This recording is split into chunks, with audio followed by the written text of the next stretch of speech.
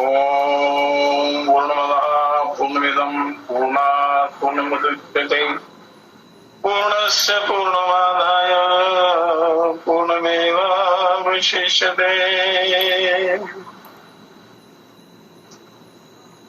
ओम श्री परमात्मने नमः।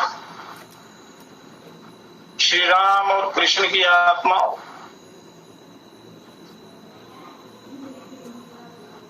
ये अनमोल जीवन आपको अपने कल्याण के लिए मिला है और श्रीमद् भगवद गीता में लिखा है कि मनुष्य अपने द्वारा अपना कल्याण भी कर सकता है और अपना पतन भी कर सकता है। तो इसलिए अपने द्वारा अपना कल्याण करना चाहिए, क्योंकि केवल 84 लाख योनियों में केवल मनुष्य को ही अपने आत्मोद्धार का अधिकार है, आत्म कल्याण का अधिकार है। तो इसमें अनेकों शास्त्र हैं, वेद हैं, शास्त्र हैं, पुराण हैं, उपनिषद हैं,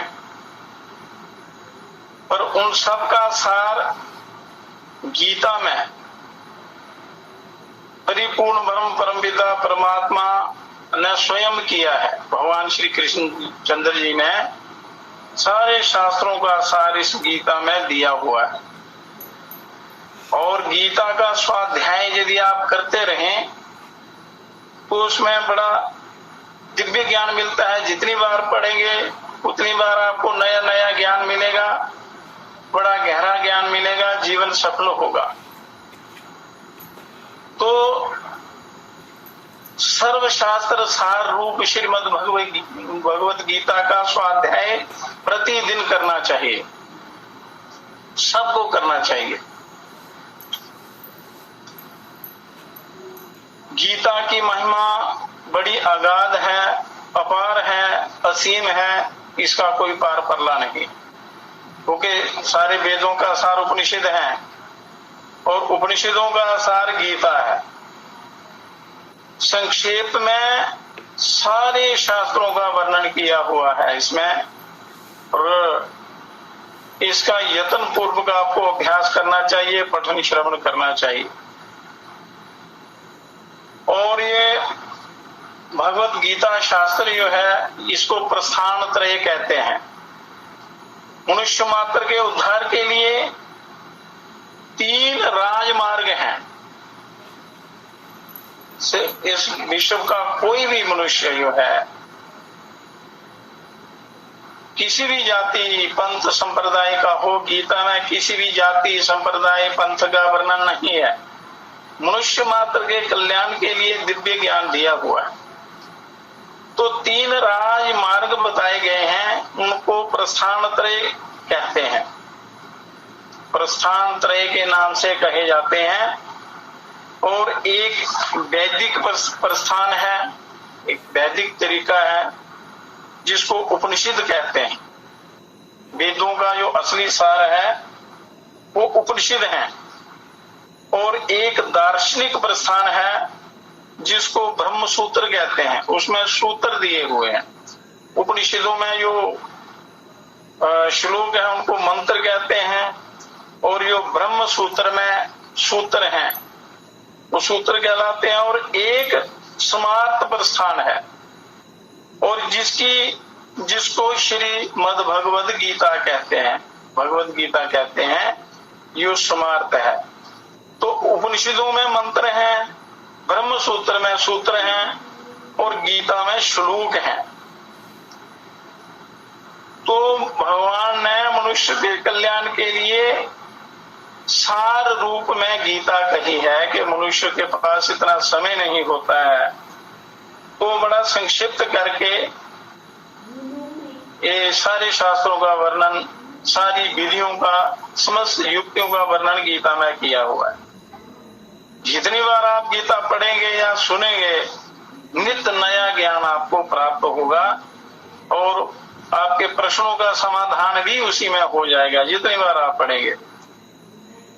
और भगवत गीता में श्लोक होते हुए भी भगवान परमपिता परमात्मा की वाणी होने से वो सभी मंत्र ही हैं। क्योंकि मंत्र जपने से परम कल्याण होता है। तो गीता में जितने भी श्लोक हैं वो सभी मंत्र रूप हैं, क्योंकि वो परिपूर्ण ब्रह्म परमात्मा के मुख से निकले हैं। और ये श्री परमात्मा जी के मुख से निकला हुआ कोई भी शब्द जो है वो व्यर्थ नहीं होता है, असत्य नहीं होता है, वो सत्य होता है, अमृत रूप होता है, कल्याणकारी होता है। तो गीता के श्लोक में बहुत गहरा अर्थ भरा हुआ होता है। ऐसा होने से इनको सूत्र भी कह सकते हैं। और उपनिषद अधिकारी मनुष्यों के काम की चीज है। उपनिषद जो है, जो विद्वान लोग हैं, जानकार लोग हैं या अधिकारी मनुष्य हैं, उनके लिए उनके काम की चीज है। और ब्रह्म सूत्र विद्वानों के काम की चीज है। परंतु भगवत गीता सभी के काम की चीज है। इसमें उपनिषद भी हैं, ब्रह्म सूत्र भी हैं, श्लोक भी हैं और बड़े सरल भी हैं और सबके कल्याण की चीजें इस गीता में। तो हर मनुष्य को इस गीता का यत्न पूर्वक श्रवण और पठन करना चाहिए। इसको बार बार पढ़ना चाहिए। जितनी बार पढ़ेंगे नित्य नया ज्ञान मिलेगा। ये गीता की महिमा का वर्णन कर रहे हैं कि गीता पढ़ने से क्या होता है। कि सर्वमान्य ग्रंथ गीता है और वो भी भगवान के मुख से निकली हुई गीता है। तो भगवत गीता एक बहुत ही अलौकिक और विचित्र ग्रंथ है, जिसमें हर श्लोक में, हर शब्द में कल्याण ही कल्याण भरा हुआ है। और इसमें साधक के लिए उपयोगी पूरी सामग्री मिलती है मनुष्य के कल्याण की। कोई भी प्रश्न आपके मन में पैदा होता है तो गीता का स्वाध्याय करें, वो समस्त प्रश्न आपके हल हो जाएंगे। आपको अपने आप इस गीता में से ही उत्तर मिल जाएगा। यदि पढ़ नहीं सकते तो श्रवण ही करें, तो श्रवण से भी बहुत पुण्य लाभ मिलता है। चाहे वह किसी भी देश का हो, किसी भी देश का हो, किसी भी जाति का हो, किसी भी समुदाय का हो, किसी भी संप्रदाय का हो और किसी भी वर्ण का हो, किसी भी आश्रम का कोई भी व्यक्ति क्यों ना हो, गीता सबके लिए कल्याणकारी है। इसमें किसी भी जाति संप्रदाय का वर्णन नहीं किया। इसका कारण ये है कि इसमें किसी भी समुदाय विशेष की निंदा या प्रशंसा नहीं है। कल्याणकारी चीजें हैं, दिव्य ज्ञान है, योगमय है। क्योंकि गीता के जितने भी अध्याय हैं, 18 अध्याय हैं, तो ये सभी योगमय हैं। सबके साथ योग का शब्द जुड़ा हुआ है। योग मतलब आत्मा का परमात्मा से मिलने का जो साधन है, युक्ति है, जो रास्ता है, वो योग कहलाता है। तो गीता में एक एक शब्द परमात्मा से मिलाने वाला है। एक श्लोक पर भी यदि आप अमल करें, अभ्यास करें, तो कल्याण हो जाता है। तो क्योंकि गीता में वास्तविक तत्व का वर्णन है, जो असली तत्व है, जो कल्याणकारी तत्व है, जो सृष्टि का कारण है और जो मुक्ति का कारण है, उसका वर्णन किया हुआ है। वास्तविक तत्व क्या है? वो परिपूर्ण ब्रह्म परमात्मा है। वास्तविक तत्व परमात्मा है, जो परिवर्तनशील प्रकृति और प्रकृति जन्य पदार्थों से सर्वथा अतीत है, परे है और संपूर्ण देश काल वस्तु व्यक्ति परिस्थिति आदि में नित्य निरंतर एक रस एक रूप रहने वाला वो परिपूर्ण ब्रह्म जो परमात्मा है, उसी का वर्णन है इस गीता में। जो मनुष्य प्रतिदिन हृदय की गहराई से, सच्ची लगन से इसका स्वाध्याय करता है या इसका पाठ करता है या श्रवण करता है, कथा सुनता है, तो उसको तत्व ज्ञान हो जाता है। और तत्व ज्ञान हुए बिना मनुष्य का कल्याण नहीं होता। तो जो मनुष्य यहाँ है, ऐसा है, वास्तविक तत्व वहां वैसा ही पूर्ण रूप से विद्यमान है, हर जगह, कण कण में, सर्वत्र। केवल उसको पहचानना है, जानना है।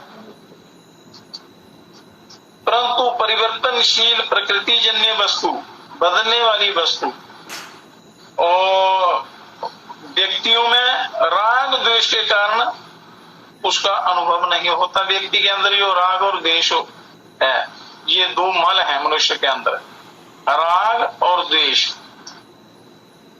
ईड़ा भगवती गंगा पिंगला जमुना नदी तयोर मध्यंग ताराड़ी सुषुम्नाख्या सरस्वती सत्य हृदय ध्यान जले राग द्वेष मलापहे या स्नाति मानसे तीर्थ सजाति परमा गतिम।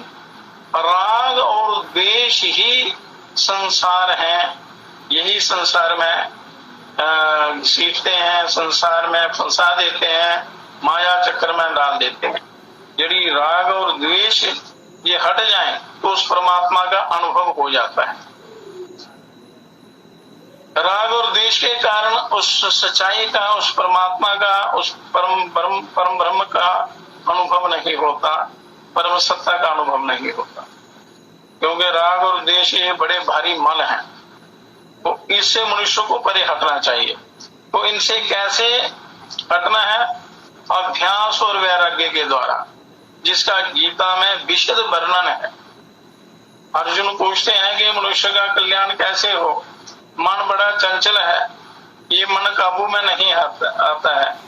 तो भगवान कहते हैं कि मन बड़ा ही दुर्जय है, बड़ा कठिन है, बड़ा चंचल है, पर अभ्यास और वैराग्य के द्वारा आप इसको वश में कर सकते हो, जीत सकते हो, अपने काबू में कर सकते हो, अपना उद्धार कर सकते हो।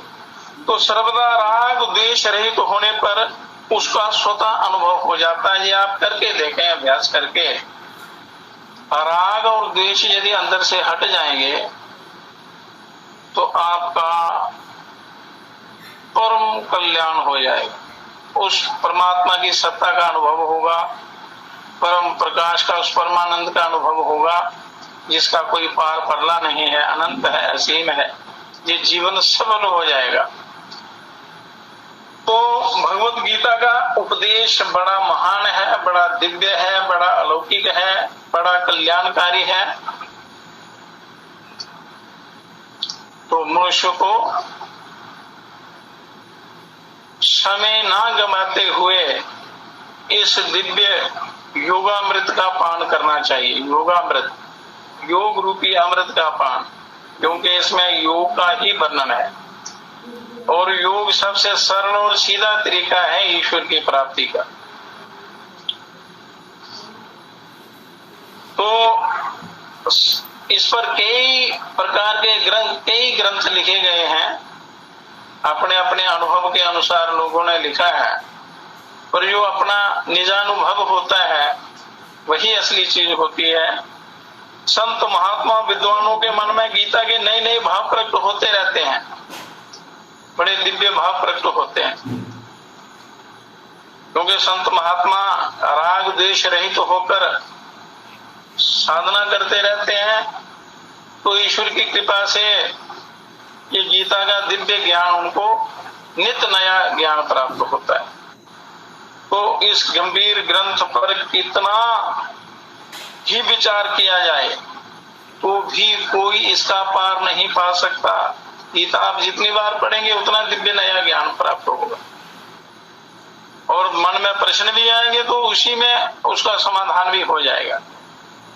तो इसलिए एक बार गुरु मुख से या किसी संत ब्रह्मचारी या किसी भी विद्वान के मुख से सुनकर फिर इसका निरंतर अभ्यास करना चाहिए। तो नित्य नया ज्ञान प्राप्त होगा, आपको नया नया मार्गदर्शन मिलता रहेगा, जीवन जो है सफल होता चलेगा। इसे जैसे जैसे गहरे उतरते जाते हैं इसमें, वैसे ही वैसे इसमें गहरी बातें मिलती चली जाती हैं, क्योंकि हर शब्द के कई अर्थ निकल आते हैं और नित्य नया अनुभव होता है। तो जब एक अच्छे विद्वान पुरुष के भावों का भी जल्दी अनुमान नहीं लगा सकते, अंत नहीं आता उसका, फिर जिनका नाम रूप आदि अनंत है, यो परिपूर्ण ब्रह्म है, जिनका कोई पार परला नहीं है, जो सारे सृष्टि के कर्ता धर्ता है, ऐसे भगवान के द्वारा कहे हुए वचनों से मैं भरे हुए भावों का अंत आ ही कैसे सकता है? नहीं हो सकता, अंत नहीं हो सकता, क्योंकि ये परमात्मा के मुख से निकला हुआ है। तो उस ज्ञान का कोई अंत नहीं है, अनंत है, असीम है, अपार है। तो ये ग्रंथ देखने में छोटा है, पर इसमें बहुत बड़ी विलक्षणता है कि अपना वास्तविक कल्याण चाहने वाला किसी भी वर्ण का हो, किसी भी आश्रम का हो, किसी भी संप्रदाय का हो, किसी भी देश का हो, किसी भी मत का हो, आदि का हो, कोई भी मनुष्य क्यों ना हो, इस ग्रंथ को पढ़ते ही इसकी ओर आकृष्ट हो जाता है, क्योंकि इसमें किसी प्रकार के राग, द्वेष, निंदा, प्रशंसा इत्यादि का कोई वर्णन नहीं। इसमें कल्याण की बातें हैं, तो इसको कोई भी अपना सकता है। तो अगर मनुष्य इस ग्रंथ का थोड़ा सा भी पठन पाठन करे या श्रवण करे, तो उसको अपने उद्धार के लिए बहुत ही उपाय मिल जाते हैं, मिलते रहते हैं। जितनी बार आप पढ़ेंगे उतनी बार आपको नए मार्गदर्शन मिलते रहेंगे। तो हर एक दर्शन के अलग अलग अधिकारी होते हैं, जैसे दर्शन ग्रंथ हैं, वेद हैं, वेदों के अंग हैं, उपनिषद हैं, दर्शन हैं, उनके अनेक अधिकारी होते हैं, अलग अलग ऋषि होते हैं। पर गीता की ये विलक्षणता है कि अपना उद्धार चाहने वाले सब के सब इसके अधिकारी, क्योंकि वेदों में बड़ी कठिन भाषा है, संस्कृत है, सब लोग जानते नहीं है, बड़ा गहरा ज्ञान है, वो विद्वानों का काम है। पर गीता एक ऐसा विचित्र ग्रंथ है कि जो कोई भी अपना अगर उद्धार चाहता है, कल्याण चाहता है, वो इसका अधिकारी है, इसके द्वारा अपना उद्धार कर सकता है।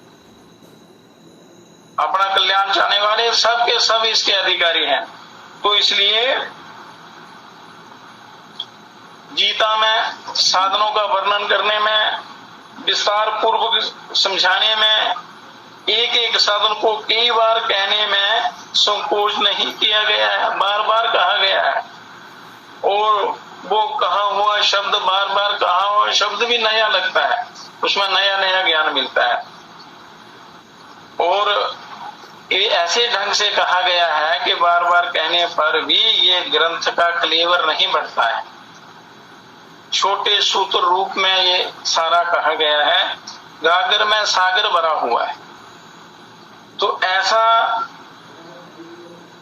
सरल, संक्षेप और विस्तार पूर्वक यथार्थ और पूरी बात बताने वाला शायद कोई दूसरा ग्रंथ हो, कोई भी ग्रंथ नहीं है। अपने कल्याण की उत्कट अभिलाषा वाला मनुष्य हर एक परिस्थिति में, जो अपना कल्याण चाहता है, उसको हर परिस्थिति में परमात्म तत्व को प्राप्त करने का अधिकार है, प्राप्त कर सकता है। युद्ध जैसी घोर परिस्थिति में भी अपना कल्याण कर सकता है। जैसे अर्जुन बड़ी घोर युद्ध स्थिति में भी, जब महाभारत का युद्ध हुआ था, तो भगवान ने वहां भी ये गीता का ज्ञान उनको दिया था और अर्जुन का कल्याण हो गया था। भगवान के विराट रूप के दर्शन कर लिए थे। तो इस प्रकार व्यवहार मात्र में परमार्थ की कला गीता में दिखाई गई है। गीता जो है एक बड़ा विज्ञान है, बड़ा गहरा विज्ञान है, एक जीने की कला है, कल्याण की कला है, युक्ति है। अतः इसके जोड़े का दूसरा कोई ग्रंथ देखने में नहीं आता। सभी ग्रंथों में ज्ञान है, पर उन सभी ग्रंथों का सार जो है इस गीता में है। सभी ग्रंथों का सार श्रीमद् भगवद गीता में है। तो गीता एक प्रासादिक ग्रंथ है, दिव्य ग्रंथ है, जिससे मनुष्य का बड़ा जल्दी कल्याण होता है। पर केवल इसमें मन लगना चाहिए, इस तरफ मनुष्य का झुकाव होना चाहिए। चिंतन होना चाहिए, इसमें प्रेम होना चाहिए, अपने आत्म कल्याण की इच्छा होगी, मनुष्य को जिज्ञासु होना चाहिए, बनना चाहिए। तो इसका आश्रय लेकर पाठ करने मात्र से बड़े विचित्र, अलौकिक और शांतिदायक भाव स्फुरित होते हैं। अपने आप अनेक भाव पैदा होते हैं और अपने प्रश्नों के अपने आप उत्तर मिलते हैं। आप इसका स्वाध्याय करके देखें। एक बार अच्छी प्रकार गीता सुन लें या पढ़ लें तो फिर आपका जन्म सफल हो जाएगा, लोक परलोक दोनों जो है वो सफल हो जाएंगे। तो इसकी एक विधि ये है कि पहले गीता के पूरे श्लोक अर्थ सहित पढ़ लिए जाएं, पढ़ें या श्रवण कर लें। श्लोक पढ़ें, उसका अर्थ पढ़ लें, फिर एकांत में बैठकर गीता के अंतिम श्लोक से ये पाठ शुरू करना। जो लास्ट अध्याय है 18वें अध्याय का अंतिम श्लोक है, यत्र योगेश्वरः कृष्णः यत्र पार्थो धनुर्धरः। उस श्लोक से और पहले अध्याय के पहले श्लोक तक उल्टे क्रम से पढ़ना, पहले सीधा पढ़ना इसको, फिर 18वें अध्याय से पढ़ना शुरू करें, पीछे चलें तो बड़ी शांति मिलती है, बड़ा दिव्य ज्ञान होता है, कल्याण हो जाता है, परमानंद की अनुभूति होती है। यदि प्रतिदिन पूरी गीता एक या जितनी बार आप पढ़ सकते हैं किया जाए तो बड़ा अच्छा है। पूरा नहीं कर सकते, एक अध्याय पढ़ो, एक अध्याय नहीं पढ़ सकते, एक ही श्लोक का आप चिंतन करो, तब ही आपका कल्याण हो जाएगा, क्योंकि इसमें नित्य नया ज्ञान आपको मिलेगा। मन में कोई शंका होती है तो पाठ करते करते उसका समाधान हो जाता है। कोई शंका भी इसी में शंका का निवारण हो जाता है। तो वास्तव में इस ग्रंथ की महिमा का वर्णन करने में कोई भी समर्थ नहीं है। ये बड़ा दिव्य ग्रंथ है, साक्षात परमात्मा के मुख से निकला हुआ ये दिव्य ज्ञान है, अमृत है, अमृत सागर है। तो इसमें डुबकी लगाना आपका परम कर्तव्य है अपने उद्धार के लिए।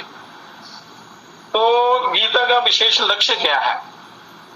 क्योंकि मनुष्य के कल्याण के लिए परमात्मा ने बहुत ही सरल और संक्षिप्त रूप में ये महान ज्ञान, दिव्य ज्ञान आपको दिया है।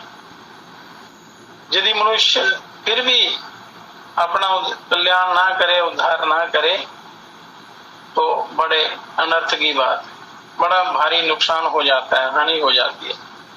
क्योंकि शरीर एक दिव्य रथ है, इस भवसागर से पार उतरने के लिए मिला हुआ। यदि समय का सदुपयोग ना किया, इस जीवन का सदुपयोग ना किया, तो फिर पुनः इस 84 के चक्कर में मनुष्य को दुख भोगना पड़ता है, चक्कर लगाने पड़ते हैं, बार बार आना जाना पड़ता है। तो गीता का खास लक्ष्य क्या है? श्रीमद् भगवद गीता, जो भगवान के मुख से निकला हुआ जो गीत है, जो कल्याणकारी गीत है, इसमें तो गीता में किसी प्रकार का कोई वाद नहीं है, या गीता किसी वाद को लेकर नहीं चली है। द्वैत, कोई भी राग, द्वेष इत्यादि भेदभाव, किसी भी प्रकार का कोई भी भेदभाव नहीं है। किसी संप्रदाय को, किसी एक संप्रदाय के सिद्धांत को लेकर नहीं चली है। इसका मुख्य लक्ष्य है कि मनुष्य किसी भी बात, मत, सिद्धांत को मानने वाला क्यों ना हो, कोई भी क्यों ना हो, उसका हर परिस्थिति में कल्याण हो जाए। गीता किसी विशेष व्यक्ति, जाति के लिए नहीं है, ये मनुष्य मात्र के कल्याण के लिए है। और वह किसी भी परिस्थिति में परमात्म प्राप्ति से वंचित ना रहे, ऐसा दिव्य ज्ञान इसमें दिया हुआ है। क्योंकि जीवन मात्र का मनुष्य जोनि में जन्म लेकर अपने कल्याण के लिए ही ये जन्म मिला हुआ है। ये जन्म केवल अपने कल्याण के लिए मिला हुआ है। संसार में ऐसी कोई परिस्थिति नहीं है जिसमें मनुष्य का कल्याण ना हो सकता हो। हर परिस्थिति में मनुष्य का कल्याण हो सकता है, चाहे वो सन्यासी है, चाहे गृहस्थी है, चाहे वानप्रस्थी है, ब्रह्मचारी है, या किसी भी परिस्थिति में है, सुख में है या दुख में है। सुख दुख ये दोनों कल्याणकारी हैं, केवल सदुपयोग और दुरुपयोग का इसमें अंतर है कि आपने हर परिस्थिति का सदुपयोग करना है। तो वो कला, सदुपयोग की कला आपको इस गीता ग्रंथ में मिलेगी। इसमें भरी पड़ी हुई है वो कला, वो ज्ञान, वो युक्तियां। क्योंकि अगर आप महान कष्ट में हैं तो वो कष्ट भी कल्याणकारी हो सकता है यदि आपके अंदर वो युक्ति है, वो ज्ञान है। पर वो गीता ग्रंथ का पठन और श्रवण करने से मिलता है। कारण ये है,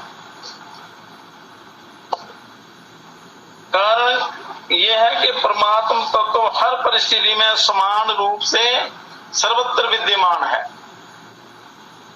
वो परमात्म तत्व तो एक ही है, वो सर्वत्र एक जैसा है।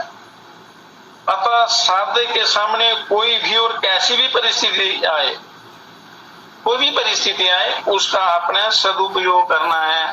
तो सदुपयोग कैसे करना है?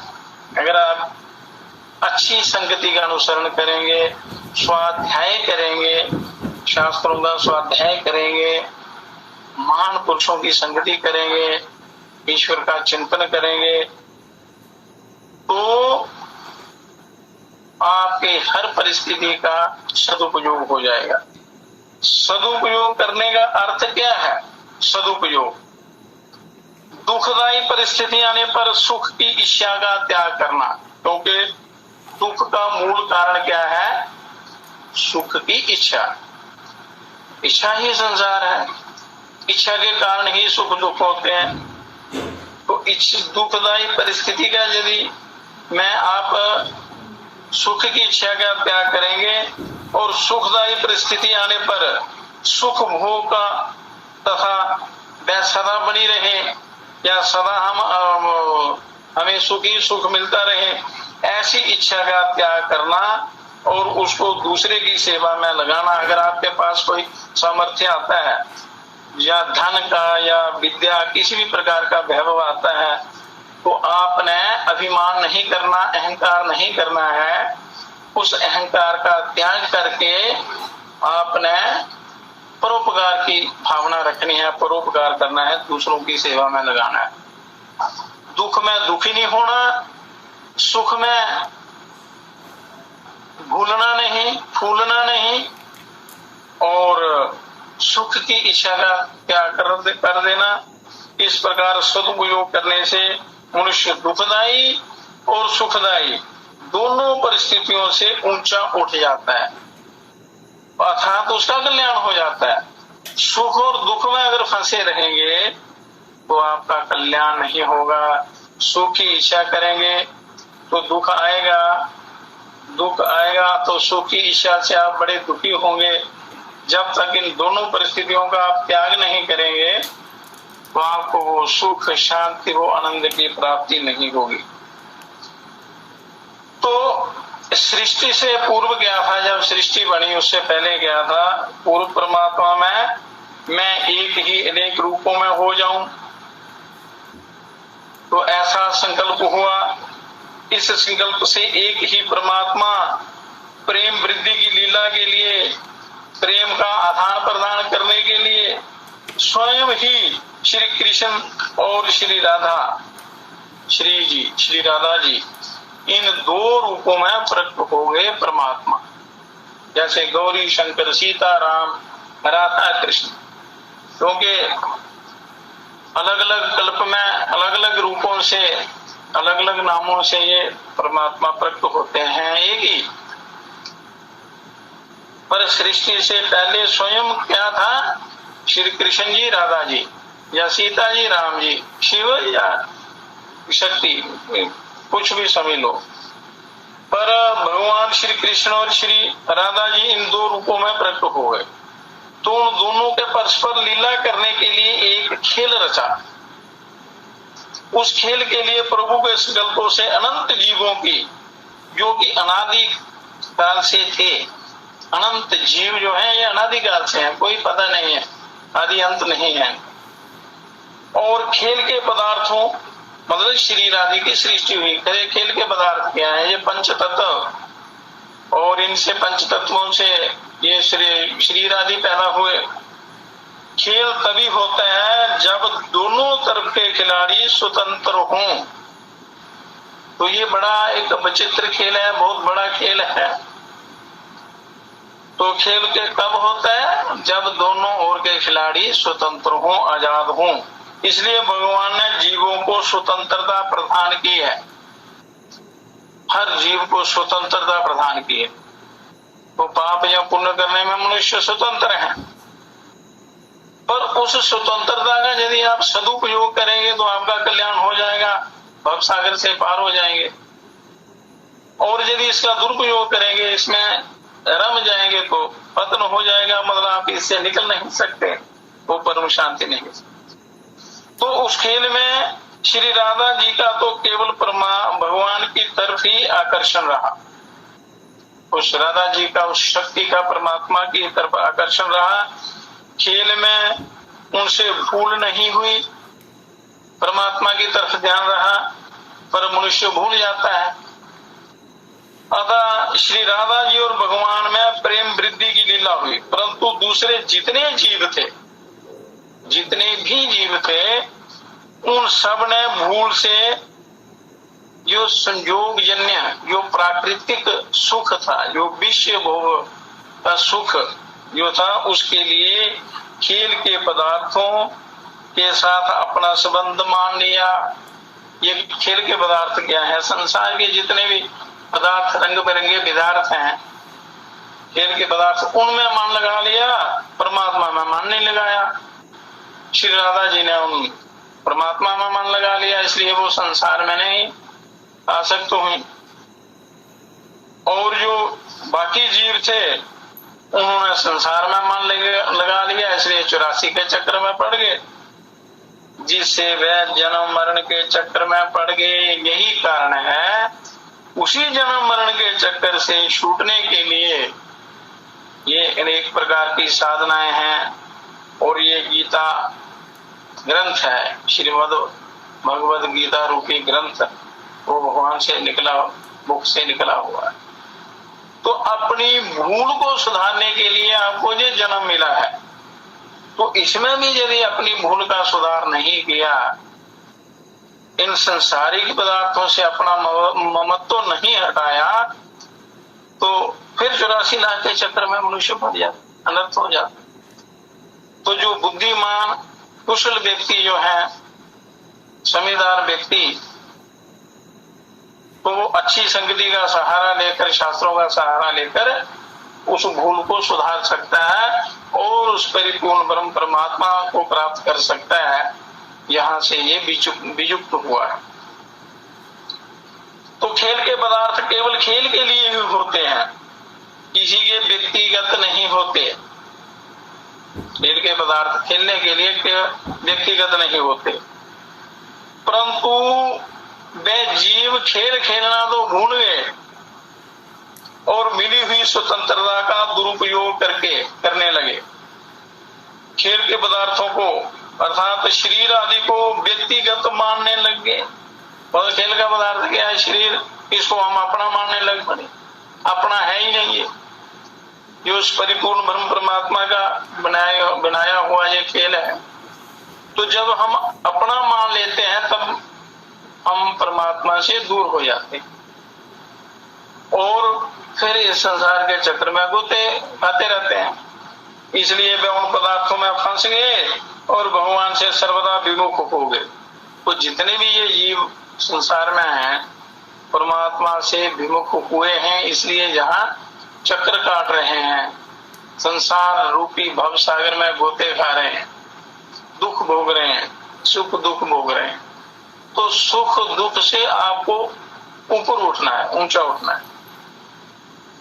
तो अब अगर ये जीव शरीर आदि ये नाशमान पैदा होने वाले और नष्ट होने वाले जितने भी पदार्थों से विमुख होकर भगवान के सम्मुख हो जाएं, तो वह जन्म मरण महान दुख से सदा के लिए छूट जाएं। इससे छूटने के सारे उपाय हैं। जैसे योग के ग्रंथ हैं। योग प्रदीप में, योग के ग्रंथ में क्या 4 सूत्र हैं। हेय हेतु हान हान उपाय। हेय कहते हैं दुख को, कष्ट को। हेय हेतु मतलब उस कष्ट का क्या कारण है। हान उस कष्ट के दुख की निवृत्ति का उपाय को हान कहते हैं। दुख की निवृत्ति कैसे हो और उसके उपाय क्या हैं। तो हमारा हेतु क्या है, परमात्मा से विमुख होना और संसारिक पदार्थों में मन लगाना या शरीर को अपना व्यक्तिगत मानना। उसी कारण ये मनुष्य माया जाल में फंस जाता है। तो परमात्मा के आपने सम्मुख होना है। तो सम्मुख होने के लिए भगवान के साथ अपने नित्य योग, नित्य संबंध को पहचान लें। आपने अपने उस संबंध को जानना है जो सदा से परमात्मा के साथ है। केवल भूल के कारण आप माया में फंस गए, इसलिए जीव दुख भोगता जीवात्मा कहलाता है। तो इसी के लिए भगवत गीता का अवतार हुआ है। भगवत गीता ये कल्याणकारी ग्रंथ है। यही उद्देश्य है कि मनुष्य को आत्मबोध कराना, अपनी पहचान कराना, परमात्मा के सम्मुख ले जाना। जब परमात्मा के सम्मुख हो जाएंगे तो परम कल्याण अपने आप हो जाएगा। तो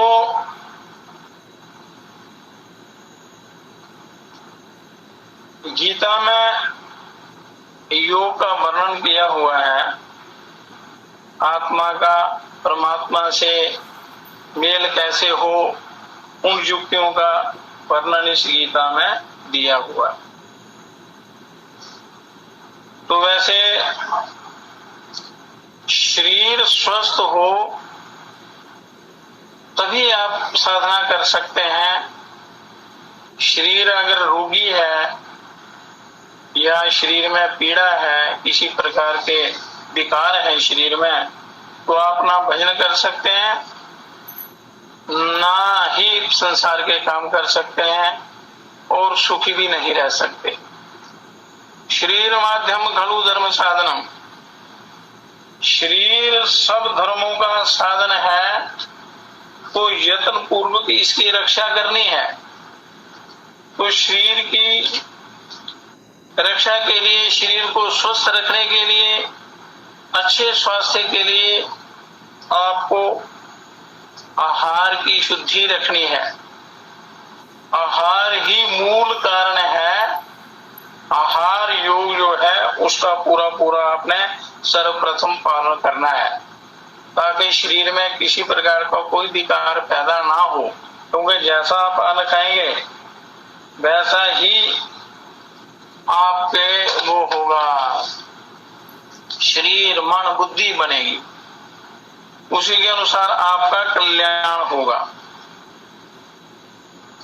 जैसा जैसा आप आहार करेंगे वैसा ही आपका मन वाणी बनेगा और उसी के अनुसार आप कर्म करेंगे तो फिर उसी के अनुसार आपका कल्याण होगा।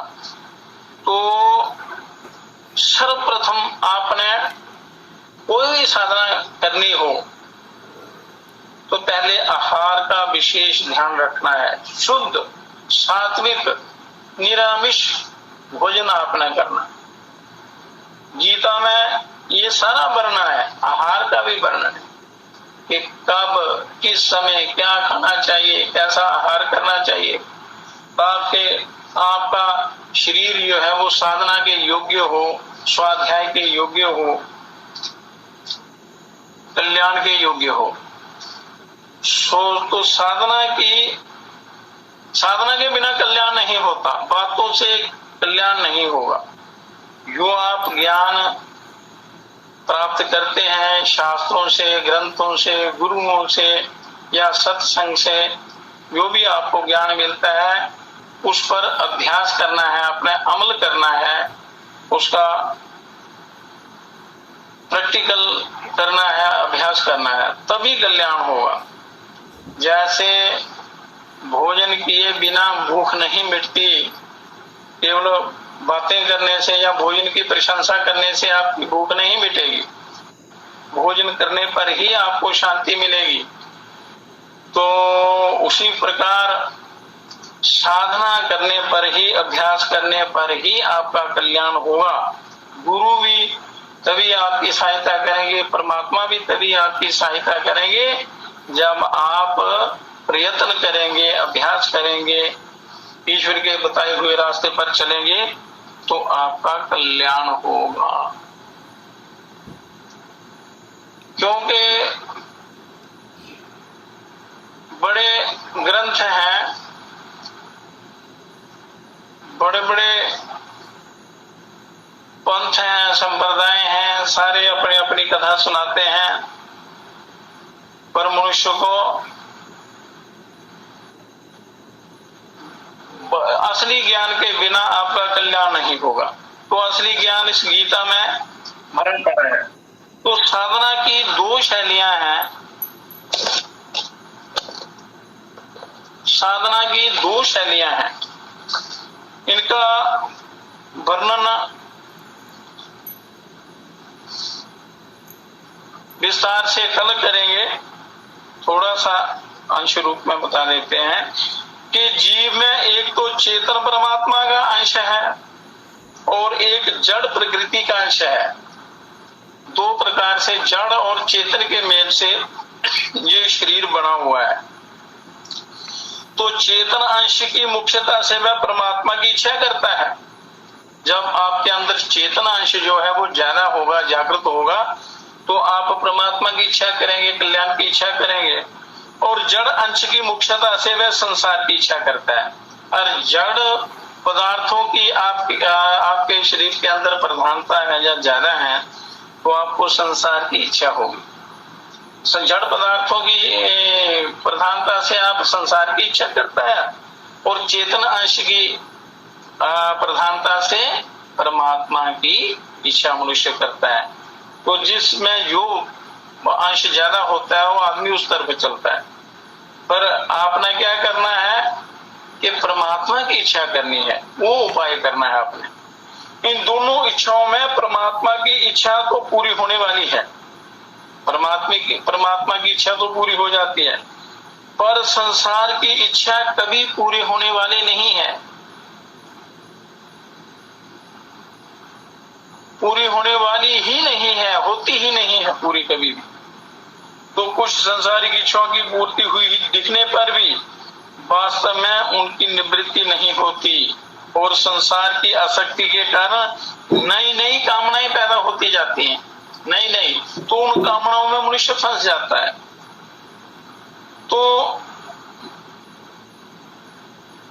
मनुष्य को अपने चेतनांश की प्रधानता का सहारा लेना चाहिए। ये चेतनांश की प्रधानता कैसे हो? वो होती है सत्संग से, स्वाध्याय से, अच्छी संगति से, अच्छी जिज्ञासा से। तो वास्तव में संसारिक इच्छाओं की पूर्ति संसारिक वस्तुओं की प्राप्ति इच्छा के अधीन नहीं है, वो कर्म के अधीन है। जैसा जैसा आपने कर्म किया होगा या जैसा कर्म करेंगे उसी के अनुसार वो आपको मिले। इच्छा तो फिर फंसा देती है, परंतु परमात्मा की प्राप्ति कर्म के अधीन नहीं है। संसार की इच्छाएं जो है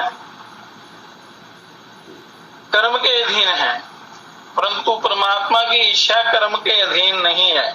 स्वयं की उत्कट अभिलाषा मात्र से परमात्मा की प्राप्ति हो जाती है आपके अंदर। उत्कट अभिलाषा होनी चाहिए, तीव्र वेग होना चाहिए ईश्वर की प्राप्ति का। तो वो तीव्र इच्छा होगी तो परमात्मा इच्छा मात्र से प्राप्त हो जाते हैं।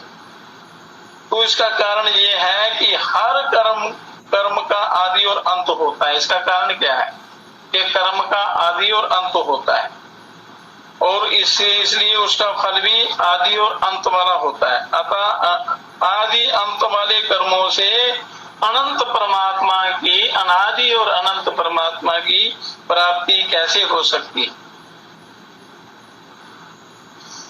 परंतु साधकों ने प्राय ऐसे समझ रखा है कि क्रिया की प्रधानता से संसारिक वस्तु की प्राप्ति होती है।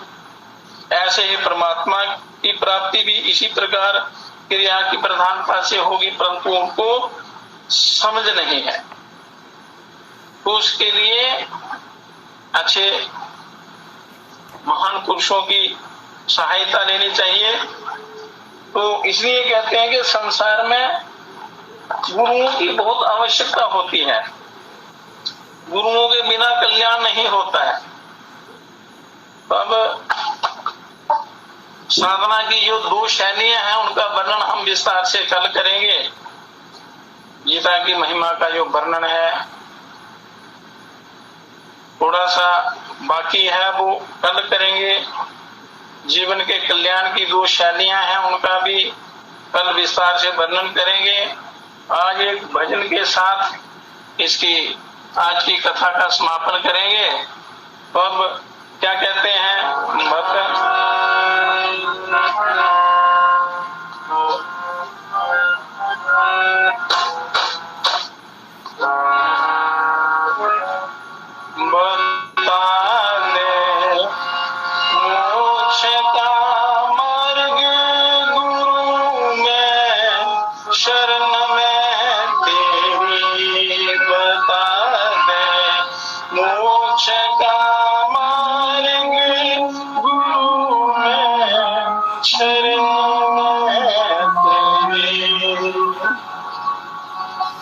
जगत के बीच में नाना किस्म के पंथ है भारी, सुनाते हैं कथा अपनी भटकते हो गई देरी।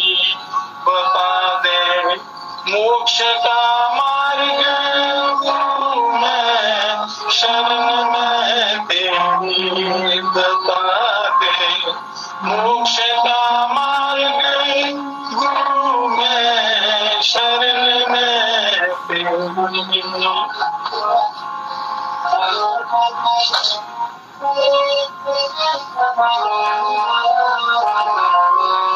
कोई मूर्त के पूजन को बतावे होम करने को, कोई तीर्थ के दर्शन को छिड़ाते हैं सलाम तेरी। बता दे मोक्ष का मार्ग गुरु में शरण में तेरी। बता दे मोक्ष का मार्ग गुरु में शरण में तेरी। किताबें धर्म चर्चा की हजारों बाँच कर देखे, हजारों बाँच कर देखे। मिटा संशय नहीं मन का अकल जंजाल में घेरी। मिटा संशय नहीं मन का अकल जंजाल में घेरी। बता दे मोक्ष का मार्ग गुरु में शरण में तेरी। सकल दुनिया में है पूर्ण सुना मैं रूप ईश्वर का। सकल दुनिया में है पूर्ण सुना मैं रूप ईश्वर का। वो ब्रह्मानंद बिन देखे मिटे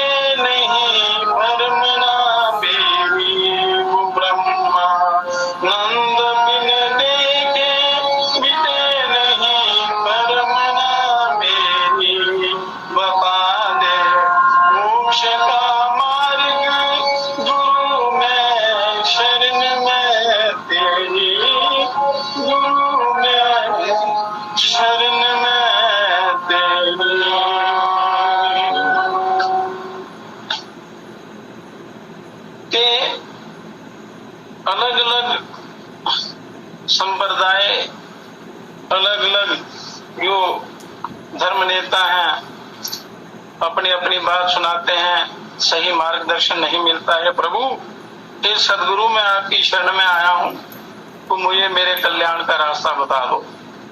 तो गीता में भगवान श्री कृष्ण जी ने अर्जुन को वो मोक्ष का मार्ग बताया है। अर्जुन ने पूछा भगवान को, हे प्रभु, मैं इस संसार से बड़ा भयभीत हूँ, मेरे कल्याण का कोई उपाय बताइए। तो भगवान ने इस गीता में उस आत्म कल्याण का मार्गदर्शन अर्जुन को दिया है। अर्जुन के बहाने से सारे संसार जीव प्राणियों को वो दिव्य ज्ञान दिया है। तो गीता में किसी प्रकार की भटकना नहीं है, किसी प्रकार का संशय नहीं है, किसी प्रकार का कोई अज्ञान नहीं है। ये दिव्य ज्ञान है, भटकने और पतन का कोई इसमें गुंजाइश नहीं है। इसमें कल्याण ही कल्याण है। सही ज्ञान, सही मार्गदर्शन, सही मोक्ष की युक्ति जो है इस श्रीमद् भगवद गीता रूपी इस महान ग्रंथ में है। तो इसका आप अच्छी प्रकार पठन, श्रवण और पठन करें, इसका पठन पाठन श्रवण करें तो आपको नित्य नया ज्ञान प्राप्त होगा और सारे रास्ते, सारे योग, सारी विद्या, सारा मार्गदर्शन आपको इसी ग्रंथ से मिल जाएगा। कहीं भटकना नहीं पड़ेगा। जैसे कोई अलग अलग भटकाते रहते हैं लोग, तो सही परमात्मा का ज्ञान इसमें है। तो ये बाकी का जो सत्संग है वो कल करेंगे, ठीक 9 बजे शुरू हो जाएगा। तो सभी लोग यहाँ अपने समय पर आ जाएं, अपना कीमती समय दें। इसमें अपना ही कल्याण है, अपना ही लाभ है। तो ये सब ज्ञान आपके अंदर भी भरा पड़ा है, पर वो सुषुप्त अवस्था में है।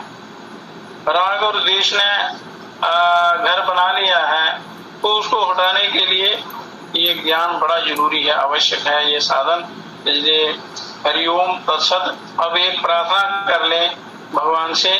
हे परम पिता, हे विश्व पिता, हे राष्ट्र पिता, हे जगदाधार, हे करुणामय दीन दयालु, पूर्ण गुरु हे अपरंपार, हे महेश अब शीघ्र कृपा कर, हमें दीजिए योग विचार।